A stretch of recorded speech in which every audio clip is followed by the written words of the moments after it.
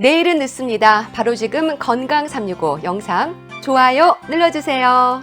사랑하는 가족에게 전하는 최고의 선물 건강 365 공유해 주시고 함께 해주세요. 박광식의 건강 이야기, 오늘은 뇌졸중에 대해서 알아봅니다.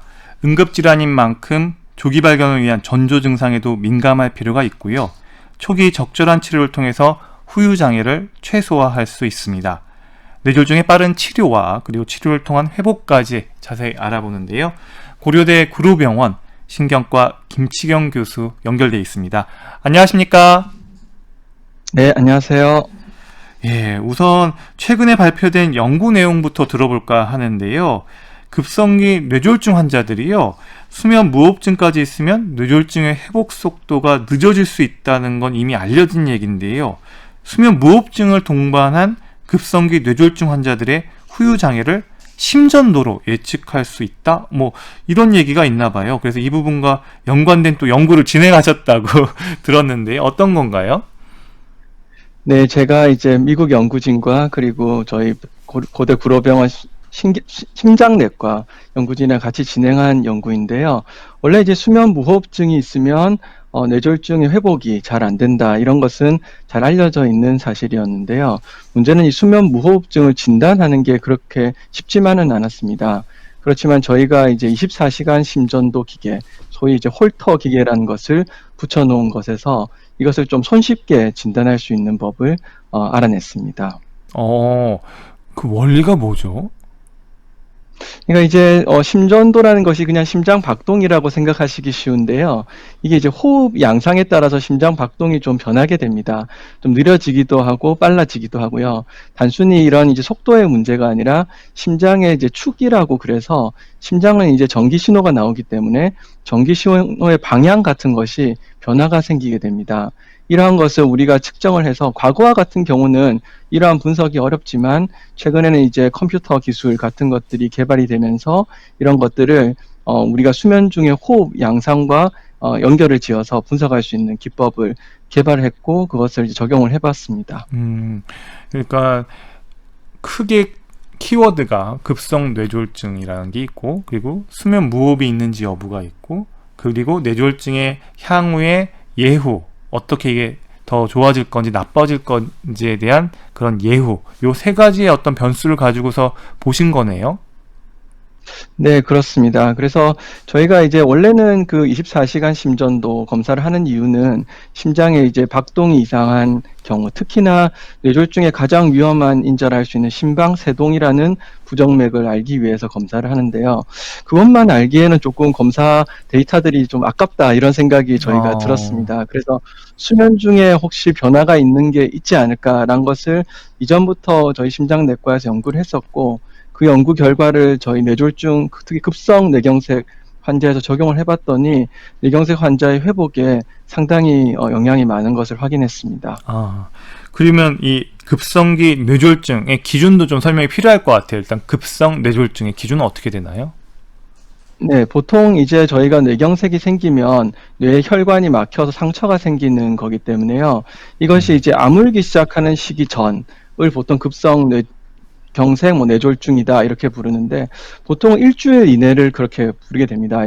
뇌졸중이 발생하고 일주일 이내 정도를 급성기다. 그래서 급성 뇌졸중이다, 급성 뇌경색이다. 이것은 증상이 발생하고 대략 일주일 정도 이내를 생각하고 있습니다. 그럼 이제 급성 뇌졸중의 기준은 저희가 이제 개념을 좀 잡았고요. 그 다음에 어떤 과정으로 연구를 진행하신 건가요? 그래서 이런 급성 뇌졸중 환자에서 심장에 이제 심방세동이라는 부정맥을 측정하기 위해서 이런 이제 24시간 심전도를 붙이게 되는데요. 그거 위에도 사실은 이런 수면 무호흡이라든지 수면 중에 호흡 패턴이 안 좋아져서 결국 우리 산소 포화도가 떨어지고 뇌에 산소 공급이 잘 안 되는 경우 같은 경우는 수면 다원 검사라는 검사를 하거나 직접적으로 호흡을 측정할 수는 있겠지만, 생각하시면 아시겠지만 뇌졸중 환자란 분들이 여러 가지 장애도 있고 굉장히 이제 상태가 그렇게 안정적인 상태가 아니기 때문에 가장 간단한 검사를 할 수 있는 24시간 심전도로 이런 수면 중 호흡 양상을 저희가 측정할 수 있다는 것을 보고를 하였습니다.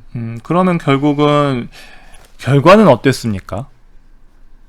그래서 결과적으로 보면 굉장히 좀 심한 후유장애, 그러니까 뇌졸중 이후에 환자가 못 걸을 정도의 심한 후유장애가 발생할 확률이 이런 이제 수면 중 호흡 양상이 좋지 않으면 4배 정도 올라간다고 되어 있고요. 또 이게 뇌졸중이란 병이 회복을 못하는 병은 아닙니다. 저희가 이제 퇴원할 때 대비 3개월째 회복을 상당 부분 하게 되는데, 이런 이제 회복이 잘 안 되는 환자를 봤을 때는 한 2배 정도 증가되는 것을 확인을 하였습니다. 그러면 선생님이 연구하신 이 결과가 결국은 좀 어떻게 활용이 될 수가 있을까요? 그래서 저희도 이 부분에 대해서 고민을 많이 했고, 외국 연구진과도 지금 고민을 같이 하고 있는 중인데요. 이게 단순히 회복을 예측하는 정도만이 아니라, 뭔가 이렇게 회복이 잘 안 되는 분은 우리가 어떠한 좀 조치를 취해 드리고, 정말 그것 때문에 회복이 더 잘 되게 만들어 드려야 되기 때문에, 이런 이제 위험 인자가 높은 분들에 대해서는 뭐 새로운 양압기라든지 뭐 새로운 치료를 좀 적용을 해서 환자의 회복을 더 증가시키는 것을 저희가 생각하고 있고요. 그다음에 또 한 가지의 연구 주제는 이런 이제 회복뿐만 아니라 재발과 관련된 위험 인자도 저희가 측정을 해보았습니다. 조만간 이제 보고를 할 예정인데, 그런 이제 재발 혹은 발생 이런 것과도 연관된 부분이 있기 때문에, 이게 단순히 이제 병원에서 측정하는 정도가 아니라 집에서도 앞으로 좀 더 간편하게 심전도를 측정할 수 있는 기계가 나오고, 이를 분석할 수 있는 뭐 새로운 이제 분석 기법이 나오게 된다면, 그냥 뭐 집에서도 간단하게 측정을 하셔가지고 뇌졸중 발생 위험이라든지, 아니면 뇌졸중이 발생했을 때, 특히 자다가 뇌졸중이 발생했을 때 빨리 그걸 발견을 해서 어떻게 연락을 할 수 있는 그런 시스템까지 향후에는 가능할 거라고 생각을 하고 있습니다. 박광식의 건강 이야기, 오늘은 뇌졸중의 치료 그리고 후유장애에 대해서 알아보고 있는데요. 이제 뇌졸중에 대한 얘기를 조금 더 깊이 들어가 볼까 해요. 뇌졸중은 사실 완치의 개념보다는 후유증을 좀 어떻게 최소화하느냐, 이런 게 목표가 아닐까 싶은데 어떻게 보시나요? 네, 이제 뇌졸중은 완치가 되지 않는다, 이렇게 이제 생각을 하시는 분도 많고, 저희도 굉장히 조심스러운 면이 있긴 한데요. 그렇지만 모든 뇌졸중이 완치가 되지 않는 것은 아닙니다.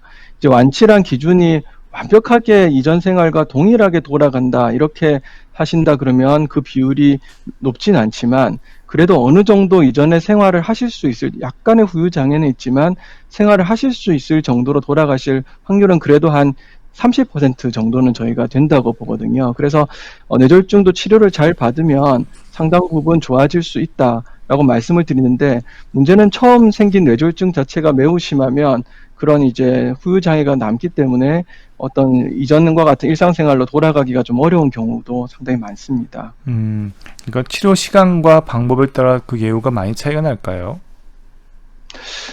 이제 과거에는 사실은 이미 처음 발생했을 때부터 예후가 다 결정되었다, 이렇게 생각을 했지만, 최근에는 이제 저희가 특히 혈관이 막히는 뇌경색 같은 경우는 혈관을 뚫어주는 치료가 계속 개발이 되고 있습니다. 물론 이게 아직은 완벽하진 않지만, 그래도 성공적으로 치료가 이루어졌을 때는 과거에 비해서는 확실히 후유 장애의 정도를 줄일 수가 있습니다. 그리고 특히 뇌 같은 경우는 굉장히 약한 조직이다 보니까, 특히 산소 공급이라든지 혈액 공급이 없으면 거의 뭐 수분 내에 손상이 오는 조직이다 보니까, 저희가 이제 빠르게 어떤 다시 혈액이나 산소를 공급시켜 드리는 치료를 해야 한다라고 말씀을 드립니다. 그리고 이제 뇌졸중이라고 하면 방금 뭐 뇌경색 얘기는 하셨지만 뇌경색과 뇌출혈로 구분돼서 많이들 얘기하는 것 같은데요. 우리나라 사람들에게 이 뇌경색의 발병 위험 좀 어떤지도 궁금합니다. 그리고 뇌경색, 뇌출혈 좀 이것도 어떻게 구분하면 좋을지도 설명 부탁드립니다. 예, 뇌졸중이라고 하면 크게 두 가지가 있습니다. 뇌혈관이 막히는 뇌경색과 뇌혈관이 터지는 뇌출혈, 이렇게 이제 두 개가 있는데, 출혈은 아무래도 이해하시기가 좀 쉬우실 텐데, 경색, 뇌졸중 이런 말들은 좀 이해하기가 조금 쉽지는 않으시겠지만, 경색이라는 것은 이제 막혀서 이제 뭐가 잘 흐르지 않는다, 이런 소리이기 때문에 뇌경색과 뇌출혈이 있는데요. 대략적으로 현재 통계를 보면 한 8대 2 정도로 뇌경색, 혈관이 막히는 것이 많다, 라고 생각을 하고 있습니다. 과거 뭐 한 20년 전에는 뇌출혈이 거의 40% 정도 국내에서 차지하고 있었는데요. 점점 뇌경색의 비율은 늘어나고 있고 뇌출혈의 비율은 줄어들고 있는데 이는 이제 서구권 국가들과 비슷한 추이로 가고 있습니다. 아무래도 이제 고혈압이 뇌출혈과 워낙 관련이 많기 때문에 고혈압 관리가 좀 과거에 비해서 잘 되면서 그리고 또 특히나 뭐 혈관꽈리라든지 뭐 동맥류 이런 것들에 대한 선제적인 치료들이 이루어지면서 뇌출혈은 좀 줄어든다고 보고 있고요. 뇌경색은 이게 고혈압도 중요한 요인이지만 뭐 고지혈증, 당뇨병, 비만 같은 이제 서구화된 식사, 뭐 성인병 이런 것들과 연관이 있기 때문에 점점 늘어난다라고 생각하고 있습니다. 그러니까 우리나라 통계에서는 네, 뇌졸중이 한 8대 2 정도로 예, 뇌경색이 8, 뇌출혈이 2 정도로 80%는 뇌경색, 뇌출혈 한 20% 정도로 보고되고 있고 뇌출혈은 조금씩 좀 더 줄어들고 있는 추세라고 생각하시면 되겠습니다. 그럼 우리나라 사람들에게 이 뇌경색 쪽이 좀 더 많은 이유 뭐 이렇게 설명을 뭐 하는 이론이 있습니까? 이게 이제 원래 이제 뇌경색 자체가 서구권에 더 많고요. 실제로 뇌출혈 같은 경우는 원인이 이제 혈관 동맥류 같은 게 터지거나 아니면 고혈압 때문에 혈관 손상이 있다가 터지는 조금 이제 원인이 물론 이제 뇌출혈도 원인이 복합적이지만 뇌경색보다는 원인이 조금 조금 더 좀 단순한 조금 더 간단한 원인들이 있습니다. 그렇기 때문에 아무래도 뇌출혈 같은 경우는 저희가 추정컨대 고혈압 관리가 좀 과거보다 잘 되면서 좀 줄어들고 있다라고 생각을 하고 있고 뇌경색 같은 경우는 전반적인 우리가 이제 서구화된 식사, 뭐 고령화, 비만 이런 것들이 늘어나면서 같이 늘어난다라고 생각하고 있습니다. 그러니까 고혈압 얘기하셔서 방금 든 궁금증인데요. 보통은 혈관의 압력이 높으면 터진다. 그래서 이제 혈관의 압력을 갖다가 고혈압, 그러니까 높이지 않기 위해서 보통 항고혈압제를 먹는 거잖아요. 그런데 네. 이 고혈압을 먹게 되면, 고혈압 약을 먹게 되면 오히려 혈관들이 오히려 더 움츠러들어서 표현이 좀 그런데 고혈압 약을 먹게 되면 네. 더 뇌경색을 유발하는 건 또 아닌 건지 이런 것도 좀 궁금한데요. 예, 그래서 일반적으로 출혈이 생기는 것과 고혈압은 그냥 쉽게 생각하셔도 이해하기가 쉬우실 겁니다. 뭐 혈압이 높으니까 잘 터질 것 같아. 이렇게 생각하시는 것이 쉬운데, 아니, 혈압이 높은데 왜 막히길 잘하는 것일까? 이런 거는 이제 궁금하시죠. 당연히 막히는 것과도 연관이 굉장히 많고요. 이게 왜 그런 거 하니? 이 혈관이 특히나 직진으로 흐르는 혈관도 있는데, 이게 혈관이 나눠지거나 이렇게 휘어져 있는 혈관들이 있습니다.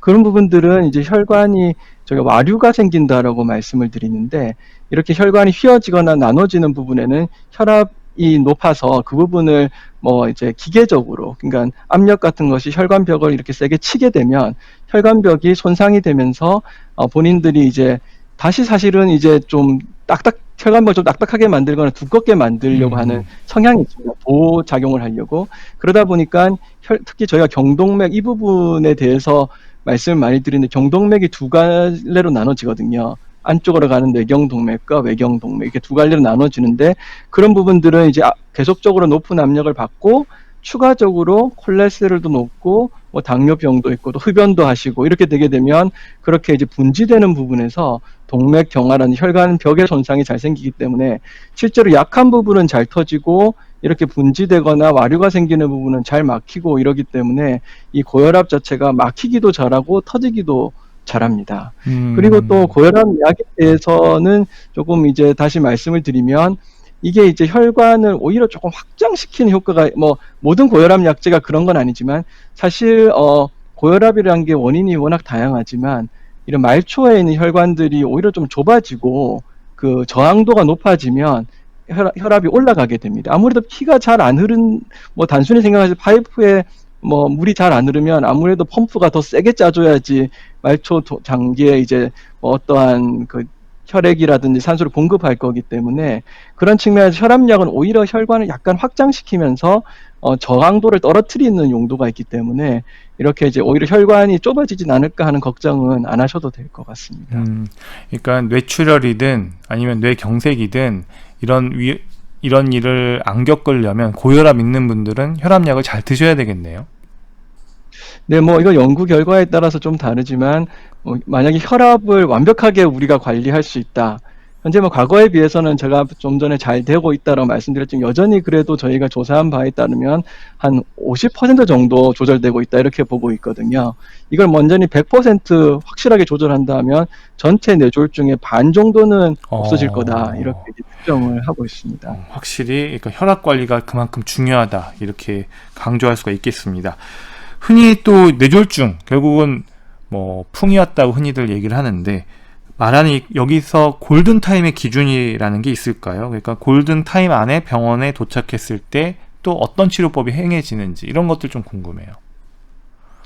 이게 이제 1990년대부터 이제 저희가 언제 뚫어줘야 되느냐 이런 것에 대해서 연구가 뭐 국내외적으로 굉장히 많이 이루어졌습니다. 그래서 첫 번째는 3시간에 대한 연구가 있다가 3시간이요? 다시 4.5시간에 대한 연구가 나왔고 또 6시간에 대한 연구가 나오고 또 이제 18시간, 24시간 이런 식으로 계속 골든타임의 기준이 늘어나고 있습니다. 그만큼 치료법이 새롭게 나오면서 조금 늦게 오시더라도 우리가 뭔가를 해줄 수 있는 치료법을 계속 알아내기 위해서 노력 중입니다. 네. 그렇지만 뇌는 뭐 굉장히 사실 약한 조직이기 때문에 24시간까지 치료가 가능한 분이 있다는 것이지 모든 분이 24시간이 지났을 때 치료가 가능한 것은 아니기 때문에 저는 기본적으로는 적어도 6시간 이내는 병원을 오셔야 한다라고 말씀을 드리고요.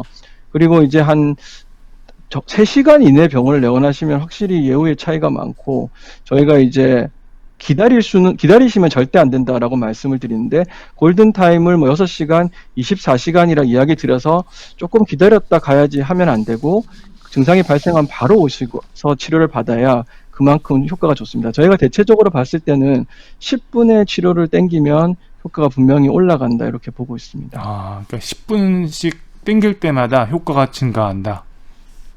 뭐 항상 그런 건 아니겠지만 어느 정도 그 정도의 차이가 있을 수 있기 때문에 저희가 뭐 물론 굉장히 쉬운 일은 아니지만 빨리 오시는 게 그만큼 중요하다라는 말을 강조드리고 싶습니다. 최대한 빨리 가서 응급실에 도착했을 때 시행된 치료법은 어떤 것들이 있나요? 우선은 말씀드렸지만 뇌졸중이라는 것이 뇌경색과 뇌출혈로 나뉘기 때문에 일단은 막혔는지 터졌는지에 따라서 치료법이 완전히 반대 방향으로 가기 때문에요. 일단은 이제 막혔는지 터졌는지를 알기 위한 뇌 영상 검사가 굉장히 중요합니다. 이게 이제 CT가 좋으냐, MRI가 좋으냐 이런 것은 아직 일괄적인 답은 없기 때문에 그 센터의 특성에 맞춰서 진행을 하게 되고요. 그다음에 또 한 가지 중요한 것은 참 안타깝지만 시간 내에 오셨지만 이미 뇌 손상이 많이 오신 분이 있습니다. 그래서 이 골든타임이란 게 요즘 24시간까지 늘어난 이유가 이게 12시간이나 뭐 거의 20시간이 지났더라도 뇌가 손상이 많이 안 와서 치료가 가능한 분이 있는가 하면 안타깝지만 한두 시간 내에 오셨지만 이미 뇌 손상이 많아서 치료가 불가능한 경우도 있습니다. 그렇기 때문에 우리가 이제 내 영상 검사를 해서 치료가 가능하냐 이런 걸 판단하지만 그것은 이제 의사가 할 몫이고 아무래도 빨리 오시면 그만큼 치료의 기회가 생길 수 있기 때문에 지체하지 말고 빨리 오셔야 한다라고 말씀을 드립니다. 그러면 영상 검사를 했을 때 뇌출혈이다. 그러면은 이럴 때는 어떻게 진행이 되나요? 뇌출혈도 이제 종류가 있기 때문에 뇌 안쪽에 생기는 뇌출혈이 있고 좀 뇌 바깥에 생기는 뇌출혈이 있고 이런 것들에 따라서 뇌출혈을 좀 뽑아줘야 할 것이냐 아니면 그냥 흡수되게 놔둘 것이냐 아니면 또 특히 뇌라는 것이 가장 큰 문제점이 이게 뇌는 어찌 보면 굉장히 가벼운 조직입니다. 우리가 뇌를 무겁게 만들어 놓으면 아무래도 직립보행을 하기 때문에 불편이 많기 때문에 뇌는 신경세포와 관계된 세포 이외의 어떤 결체 조직이라고 해서 뇌를 이렇게 묶어주는 조직들이 별로 없습니다. 그러다 보니까 이게 굉장히 약하기 때문에 뇌를 이게 두개골이라는 헬멧으로 쌓아놓게 되는데 이런 헬멧 때문에 오히려 뇌출혈이 생기면 압력이 올라가서 굉장히 뇌가 안 좋아지는 경우가 있습니다. 그래서 감압을 시켜주는 수술 같은 것을 할 수 있고요. 그와 더불어서 이제 혈압을 낮추는 치료를 같이 하게 됩니다. 그러면 사실 뇌출혈 환자분들이 병원에 와서 이제 검사를 받고 지금 피가 고여 있긴 한데 흡수될 때까지 좀 기다리면 될 것 같다라는 의료진의 얘기를 들었을 때 이거는 예후가 좀 좋다라고 나름 해석해도 될까요? 아니, 꼭 그렇지는 않습니다. 수술이 불가능해서 그렇게 아. 말씀드릴 수도 있고, 뇌출혈이 작아서 그럴 수도 있어서, 뇌출혈이 사실 작아서 그런 거라면 우리가 좀 그래도 좋은 예후를 기대할 수는 있겠지만, 워낙 이제 뇌출혈이 광범위하거나 수술적인 접근이 이제 불가능한 상황에서 말씀드릴 때는 사실 꼭 좋다고 보기는 어려워서, 뇌출혈 같은 경우는 뇌경색보다도 더 이미 터지고 나면 사실 이것을 되돌릴 길이, 그래도 혈관이 막힌 것은 뚫어주는 방법이라도 있는데, 뇌출혈이라는 것은 다른 장기의 출혈과 달리 이미 한번 터지는 순간 그 후유증은 거의 남을 수밖에 없는 상황이기 때문에, 아까 제가 비율이 뇌출혈의 비율이 2, 뭐 뇌경색의 비율이 8이라고는 했는데, 후유 장애 정도는 뇌출혈이 뇌경색보다 더 심하다라고 우리가 생각을 하고 있습니다. 뇌출혈의 경우에 결국은 잘 흐르던 혈관이 터지는 거잖아요, 뇌에서. 그러면 터지게 되는 어떤 계기, 그걸 트리거링하는 어떤 이벤트, 이런 것들이 분명히 있는 건가요? 아니면 그냥 평안히 자다가 갑자기 뇌출혈이 올 수도 있는 건지, 아니면 뭐 외상이나 갑자기 뭘 머리를 부딪혔거나 하는 그런 어떤 연결고리가 있는 건지, 그런 것도 좀 궁금한데요. 네, 외상은 아주 뭐 특징적인 뇌출혈의 위험 인자이기 때문에 저희가 이제 외상이 있는지는 꼭 물어보고요. 근데 외상이 없는 경우도 뇌출혈이 생길 수가 있습니다. 그 경우에는 일반적으로는 혈압이 갑자기 치솟는 일이 있었을 거다라고 이제 추정은 저희가 하는데요. 그게 꼭 감정적으로 뭐 흥분을 하거나 화를 내는 문제가 아니더라도 우리 몸의 혈압은 계속 변동이 있기 때문에 혈압이 갑자기 치솟는 일이 있을 거다. 원래 약했던 부분이 있는데 그게 혈관꽈리였던, 아니면 이제 고혈압에 의해서 실핏줄들이 약해져 있었던 약한 부분이 있다가 갑자기 혈관이 이제 혈압이 갑자기 올라가면서 터질 거다라고 이제 추정은 하고 있는데, 그래서 뇌출혈 같은 경우는 우리나라 응급실 통계를 보면 특히 겨울철에 많이 온다고, 응급실 내원 숫자가 늘어난다고 되어 있습니다. 그래서 아무래도 급격하게 추워지거나 뭐 이러면 우리 말초 혈관에 변화가 생기면서 혈압의 변동성이 많아지고, 그래서 갑자기 혈압이 올라간다 이런 생각도 하고 있고, 또 뇌출혈 같은 경우는 음주랑도 관계가 굉장히 많거든요. 그래서 음주 후에 뭐 어떤 뭐 꼭 음주 상황은 아닌데 음주 후에 뭐 깨는 과정이라든지 해독 과정에 우리가 뭐 이런 과정에 혈압의 변동성도 많이 생길 수 있기 때문에 자다가 생기는 뇌출혈도 있지만 자는 도중에 뭔가의 일은 있었을 거다라고 추정은 하고 있습니다. 그러면 뇌경색 같은 경우는 이것도 어떤 이벤트를 동반하는 건지, 이것도 마찬가지로 좀 설명이 가능한 건지 어떻습니까? 근데 사실 뇌경색은 뇌출혈 대비는 원인이 좀 더 다양하다라고 보실 수가 있겠습니다. 기본적으로는 이제 뇌혈관 자체가 막히는 뇌경색이 있고, 다른 데서 이제 피딱지가 특히 심장에서 피딱지가 날라오는 뇌경색 두 종류가 있다라고 보시면 되는데요. 뇌혈관이 막히는 뇌경색 같은 경우는 고혈압, 당뇨병, 고지혈증, 흡연 같이 혈관 벽을 손상시키는 것에 의해서 혈관이 갑자기 막히는 경우가 있고요. 심장에서 피딱지가 날라올 때는 심방세동으로 대표되는 부정맥이나 심장 질환이 있어서 생기는 경우가 있습니다. 이게 원인이 다양하다 보니까 어떠한 특정한 이벤트가 탁 보인다기보다는 굉장히 다양한 상황에서 발생을 할 수가 있습니다.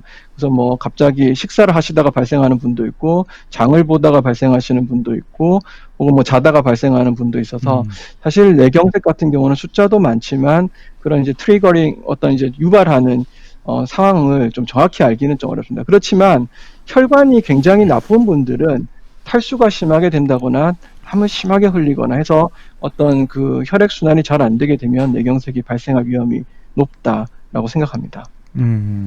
그러면 이제 뇌경색, 뇌출혈에 대한 좀 개념들을 하나하나씩 잡아가고 있는데요.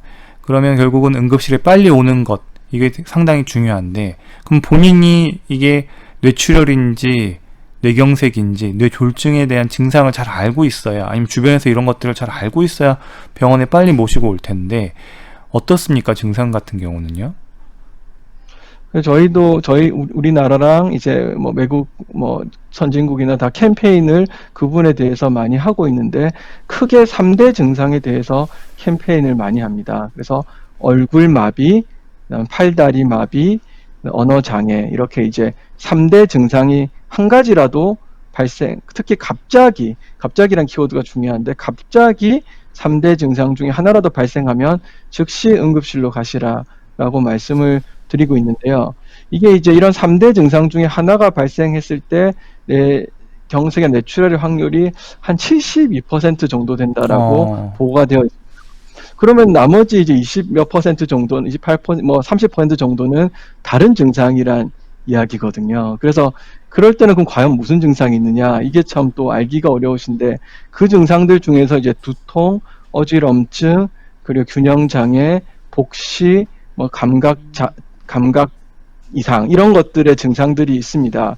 근데 이런 것들은 이제 꼭 이게 이 뇌졸중이다라고 할 수가 없을 수도 있기 때문에, 특히 두통, 어지럼증은 굉장히 흔하게 느끼시는 분도 많아서 이게 이제 사실 감별이 어렵다 보니까 가장 중요한 3대 증상은 위와 같이 얼굴마비, 팔다리마비, 언어장애, 이것을 가장 중요한 증상이라 생각하고, 그 외에도 제가 좀 추천을 드리는 것은 균형장애, 몸이 너무 비틀거린다.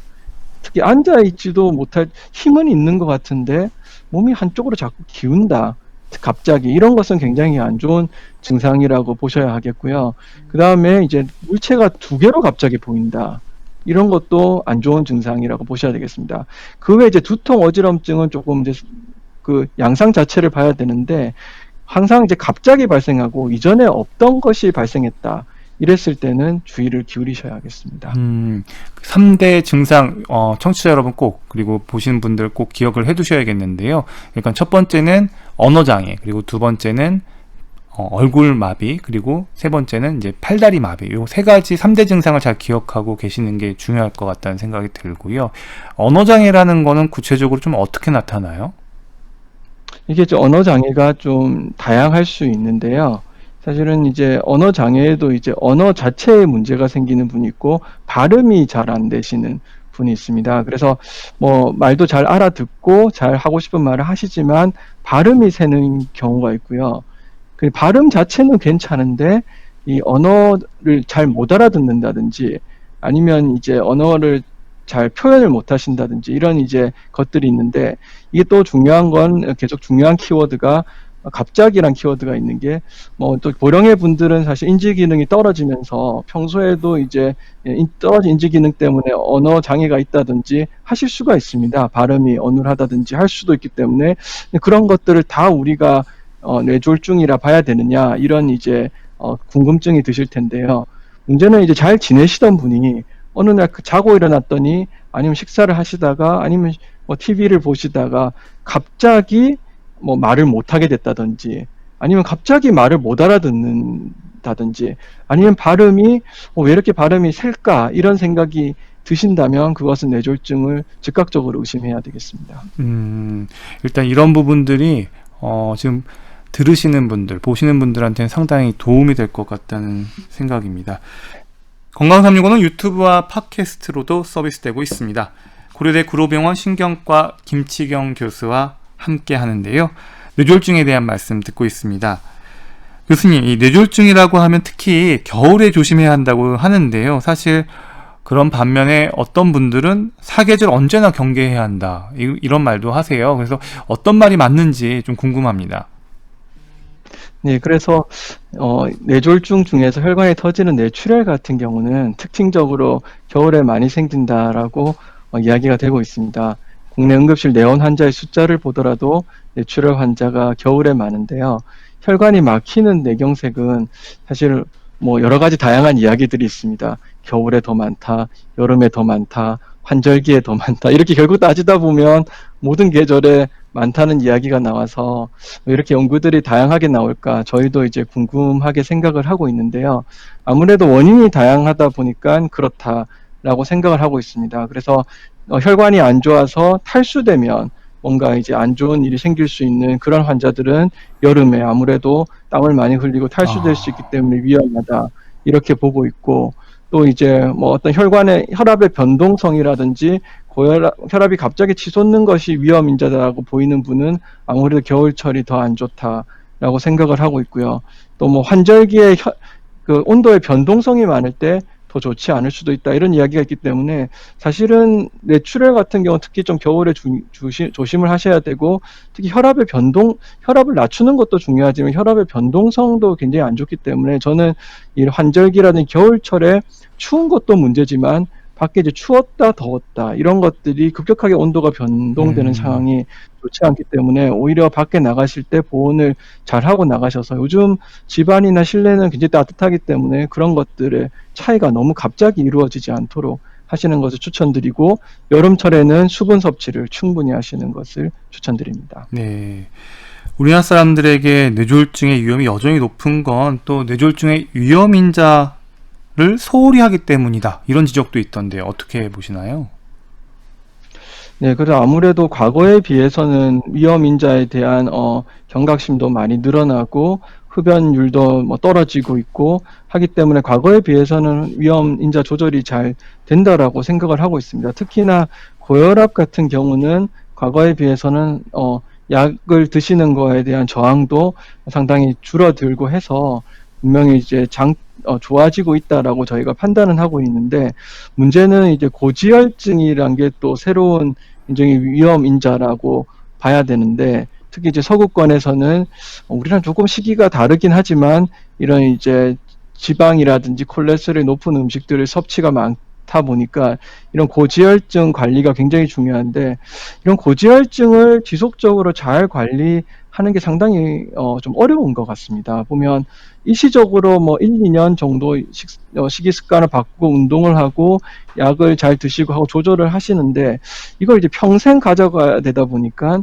좀 지루하기도 하시고 그런 평소 생활 습관을 계속적으로 바꾸신다는 게 굉장히 어려운 점이 있기 때문에 이제 그런 점에서 고지혈증이라든지 뭐 당뇨병 이런 것들 생활 습관이나 뭐 운동량 이런 것과 밀접한 관계가 있는 것들에 대해서 관심을 더 가져야 되지 않을까 생각하고 있습니다. 위험 요인을 이야기해 주시니까 예방법도 뭐 거의 다 나온 것 같은데요. 그래도 교수님께서 꼽는 뇌졸중 예방법, 그러면 어떤 것들을 보통 환자분들이나 이미 그 주변 교육을 할 때 강조를 하세요?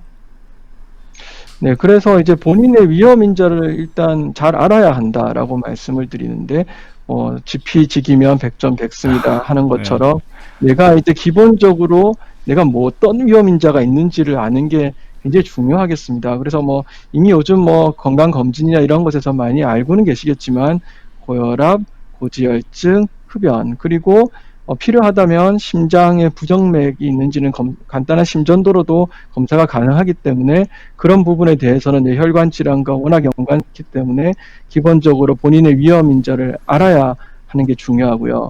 그리고 이런 뇌혈관 질환은 어찌 보면 우리 몸에 일어나는 성인병 중에서도 가장 늦게 발생하는 병입니다. 그만큼 아주 오랜 시간 동안 생활 습관이라든지 식이 습관 이런 것들과 연관이 많을 가능성이 있습니다. 그렇기 때문에 건강한 식이 습관과 이제 생활 습관을 가지는 게 중요한데요.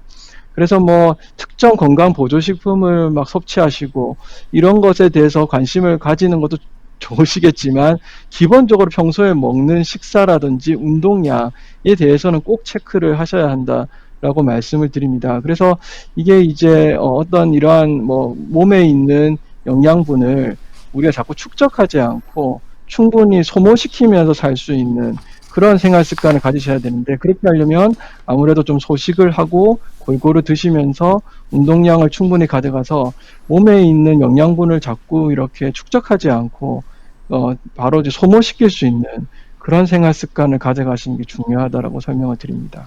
네. 박광식의 건강 이야기, 오늘은 뇌졸중의 치료와 후유장애에 대한 말씀 듣고 있습니다. 저희가 또 교수님 취재한 내용도 있는데요.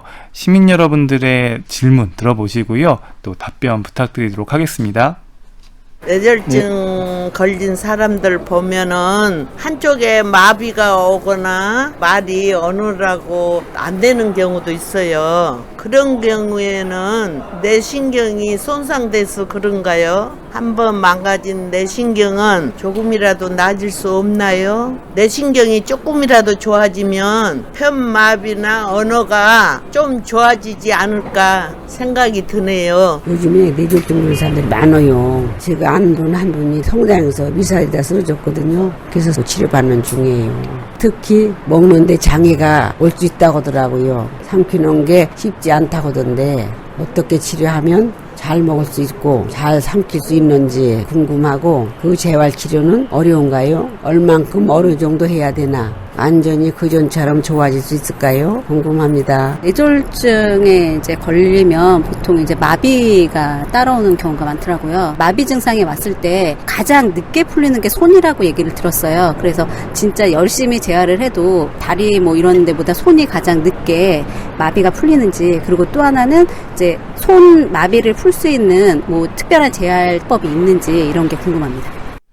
네, 이렇게 리포터 전수연 씨가 취재한 내용이었는데 한번 직접 전수연 씨가 또 한번 내용을 정리해 줄 거라서 한번 들어보시고 또 이야기 부탁드릴게요. 네, 교수님 안녕하세요. 일단 이 뇌졸중 후유증 하면 많은 분들이 뇌신경이 이제 손상되다 보니까 거기에 따른 뭐 언어라든가 또 마비를 가장 많이 걱정하시는 부분인데, 일단 중요한 거는 뇌신경이 한번 망가지면 분명히 이게 돌아오지 않을 거라는 그런 부분들이 많이 있잖아요. 그럼에도 불구하고 열심히 재활해서 열심히 뭔가를 하다 보면 뇌신경이 조금이라도 좋아지면 언어나 그리고 이 마비도 좀 풀리거나 좋아지지 않을까 이렇게들 생각을 하시는데, 좀 우리 시민분들의 생각이 맞는지 궁금합니다. 교수님 어때요? 네, 시민분들의 생각이 맞습니다. 아, 다행이네요. 네, 네. 좀 자세하게 그래서, 좀, 네. 예, 그래서 제가 만나는 뇌졸중 환자분들이나 보호자분들이 가장 걱정하는 것이 이 증상이 좋아질 수 있느냐, 이 부분을 걱정을 굉장히 많이 하십니다. 그래서 저도 그 부분에 대해서 상담을 자주 드리는데요. 네. 물론 이제 안타까운 점은 이게 완전히 좋아질 수 있느냐, 그리고 계속 좋아지느냐, 이 부분에 대해서는 좀 저희가 좀 안타까운 말씀을 드릴 때도 있는데, 네. 분명히 처음에 발생했을 때보다는 회복을 상당히 많이 합니다. 특히 초반 한 2, 3개월, 길게 보면 6개월까지는 회복을 많이 하는데요. 네. 그래서 이 뇌졸중에 대해서 설명을 드릴 때 첫 한 1, 증상이 별로 좋지가 않습니다. 뇌가 아무래도 상처가 있는 거기 때문에 네. 부어오르기도 하고, 이게 아무르는 상황이 아니기 때문에 상태가 안 좋지만, 그러니 이제 급성기를 좀 지나게 되면 뇌가 좀 이제 아물기 시작하면서 증상이 상당히 많은 부분 좋아지긴 하는데요. 예. 우리가 그게 왜 좋아지는지에 대해서는 좀 고민을 하고 있습니다. 정말 내가 뭐 뇌신경이 살아나서 좋아지는 건지, 아니면 주변에 있는 살아있는 뇌신경이 많이 도와준다든지 새로운 연결이 만들어서 좋아지는지에 대해서는 아직까지 이야기가 많지만, 어떻게 됐든 환자분들을 관찰했을 때 네. 분명히 첫 3개월이나 뭐 길게 보면 6개월 정도는 상당히 많이 좋아지기 때문에 시간을 놓치면 안 된다. 이미 시간이 지난 후에 재활치료 열심히 하시는 것보다는 초반에 뭔가 급성기가 지나갔다, 좀 초반에 위험한 시기가 지나갔다라고 한다면 첫 한 2, 3개월이나 6개월까지는 굉장히 적극적으로 재활치료를 하시라고 말씀을 드립니다. 그렇지만 좀 안타까운 건 이제 그러면 6개월이 지났을 때도 네. 많이 좋아질 네. 이런 것들이 상당히 좀 걱정스러운 분인데, 물론 이제 일부 환자분들은 좋아지긴 하시지만 그 뒤로는 이제 좋아지는 속도가 상당히 더디 있고요. 그래서 그런 점에서 과연 그 뒤로 이제 어떻게 해야 되느냐에 대해서 걱정도 많이 하시고 고민을 많이 하시는데, 아직까지 정답은 없는 것 같습니다. 아, 그렇군요. 어쨌든 3개월에서 6개월, 요 때가 제일 중요하고, 6개월이 지나도 어쨌든 재활은 좀 하면 할수록 좋다라고 얘기를 해주셨는데, 근데 이제 사실 많은 분들이 보통은 뭐 이 편마비, 마비, 그리고 언어에 안 좋은 것들, 이렇게 장애 이런 것들 알고 있지만, 이 삼킴 장애라는 것도 제가 또 시민분을 만나면서 알게 됐는데, 이 쓰러져서 지금 현재 치료는 받고 있지만 이게 정말 좋아질까, 이게 나중에 삼키고 먹을 수 없는 장애까지도 올 수 있다라는 그런 후유증이 올 수 있다는 얘기를 들어서 너무 걱정들을 하고 계시는데, 이거는 어떻게 봐야 될까요? 네, 삼킴 장애도 사실 흔하게 나타나는 증상입니다. 그래서 심한 뇌졸중 환자분들은 저희가 이제 뭐 레빈 튜브라고 해서 뭐 쉽게 설명드려 이제 콧줄이다 이렇게 설명을 드리는데 이제 코에서 이제 우리가 위로 연결을 시키는 줄을 통해서 경관 영양식 이렇게 해서 이제 음식을 드릴 정도로 삼킴 장애가 심한 분들이 있습니다. 네. 그렇지만 이런 삼킴 장애 같은 경우도 재활을 잘 하게 되면 바로는 아니더라도 한 2, 3개월 있으면 보통 회복이 되는 경우가 많기 때문에 평생을 그렇게 지내시지는 않는 경우가 더 많습니다. 그래서 희망을 가지고 재활 치료를 하시는 걸 제가 추천을 드리고요. 특히나 이 삼킴 장애 같은 경우는 한쪽 뇌경색보다는 네. 양쪽의 뇌경색이 올수록 더 잘 생깁니다. 네. 그러다 보니까 뇌경색이 재발을 한다든지 이전에 뇌경색을 모르고 지냈는데 또 생겼다든지 이런 경우에 삼킴 장애가 더 많이 발생하게 됩니다. 그래서 우리가 이제 뇌경색이 재발했을 때 더 좋지 않다라고 말씀을 드리기 때문에 한번 발생한 이후에 재발을 하게 되면 점점 증상이 이제 누적되면서 안 좋아지기 때문에 이제 첫 번째 발생했을 때 재발을 막는 것도 매우 중요하겠습니다. 그렇군요. 이 삼킴 장애에 대해서 제대로 들었고요. 그리고 또 사실은 많은 분들이 이제 마비가 오면 전체적인 마비가 잘 재활하면 동시에 다 될 거라고 생각이 드는데 그게 아니라 보니까 손이 가장 먼저 늦게 온다라고 얘기를 하시더라고요. 그 이유가 있는지 궁금하고, 그럼 만약에 손이 좀 많이 늦게 오게 되면 이거를 좀 뭐 병원에서도 재활을 할 수 있지만, 그럼 집에서도 재활할 수 있는 어떤 재활 방법? 이런 것들이 좀 후유증을 극복할 수 있는 방법이 있을까라는 질문을 해주셨어요, 교수님. 네, 그래서 이제 사실은 이제 인간이란 존재가 이제 손의 움직임이라는 게 워낙 중요하고 굉장히 정교한 움직임을 가져가고 있습니다. 그렇다 보니까 이게 사실 더 늦다 이렇다기보다는 네. 다른 부분의 움직임 대비 워낙에 정교했다 보니까 그만큼의 기능을 완전히 회복시키기가 사실 쉽지 않은 경우가 있습니다. 이게 뇌 같은 경우는 특징적으로 하는 일이 뇌 위치에 따라서 다 다른 일을 하고 있습니다. 네. 어떤 뭐 다른 장기도 그럴 수 있겠죠. 특히 뇌 같은 경우는 어떤 부위는 손을 움직이고 어떤 부위는 팔을 움직이고 어떤 부위는 다리, 어떤 부위는 발 이런 식으로 위치에 따라서 다 다른 일을 하기 때문에 네. 뇌경색이 크기도 중요하지만 위치가 하필 손의 움직임을 담당하는 부분에 가장 손상이 많다. 이러면 손의 움직임이 늦게 돌아올 수 있습니다. 그리고 또 특히나 손의 움직임은 이게 완벽하게 돌아오지 않으면 불편감이 상당히 많기 때문에 네, 맞아요. 그런 느낌을 더 느끼시는데요. 뭐 그래도 제가 늘상 말씀드리는 것은 많이 쓰셔야 한다. 아. 그리고 이것은 운동이고 재활이기 때문에 안 되는 것에 대해서 너무 힘들어하시거나 좀 우려하지 마시고 그냥 연습이니까 계속 쓰셔야 한다. 네. 안 되는 걸 그냥 계속 해보셔야 한다는 얘기를 많이 드리고, 그리고 반대쪽 손도 좀 쓰시는 게 좋습니다. 그래서 이제 뭐 물론 이제 뇌 연결이라는 것이 왼쪽과 오른쪽에 연결을 하는 회로도 있기 때문에 만약에 왼쪽 손의 마비면 오른손을 이전에 안 했던 네. 특히 안 했던 것을 해보는 게 좋은데, 특히 저 오른손 마비 같은 경우는 왼손으로 뭐 글씨를 써보신다든지 아니면 식사를 해보신다든지 왼손의 움직임도 많이 가져가 보는 게 좋기 때문에 양쪽 손을 다 같이 쓰셔가지고 양쪽 뇌 커넥션을 연결을 조금 더 증대시키는 것도 하나의 방법이기 때문에 여튼 뭔가 굉장히 힘드시겠지만 네. 그냥 이건 운동이고 재활이니까 계속 시도를 해보겠다, 이런 걸 해보시는 게 도움이 된다라고 생각합니다. 정말 시민분들이 많은 도움이 되지 않았을까 생각이 듭니다. 네, 리포터 전소연 씨 감사합니다. 네, 고맙습니다. 교수님 이렇게 듣다 보니까 저도 궁금한 게 생겼는데요. 요즘 미니 뇌졸중이라고 많이들 얘기하더라고요. 이 미니 뇌졸중이라는 게 정말 있는 건지 이건 좀 어떻게 이해하면 좋을까요? 이제 미니란 말이 좀 짧다 이런 이야기니까 짧은 시간 동안 증상이 있다가 없어지는 것을 우리가 미니 뇌졸중이라고 부릅니다. 이건 우리나라에서 만든 말은 아니고 이제 국제적으로도 미니 뇌졸중이란 말을 쓰는데요. 원래 의학 용어는 일과성 허혈 발작이다 이렇게 이제 이야기를 하는데 용어가 너무 어렵다 보니까 일반적으로 미니 뇌졸중이다라고 이야기를 드립니다. 미니 뇌졸중 같은 경우는 아까 3대 증상, 얼굴마비, 팔다리마비, 언어장애 같은 것이 일시적으로 있다가 없어지는 건데, 없어지기 때문에 괜찮겠거니 하실 수가 있는데 그러면 안 되고, 이거는 그냥 뇌경색이 발생한 거나 동일한 재발 위험이 있기 때문에 이런 일이 발생하게 되면 꼭 평가를 받아서 나의 위험도가 어느 정도 되고 약은 어떻게 먹어야 되는 건지 이런 것을 뇌경색이 발생한 것과 동일하게 진료를 받아야 되기 때문에 저희가 강조를 하고 있습니다. 네.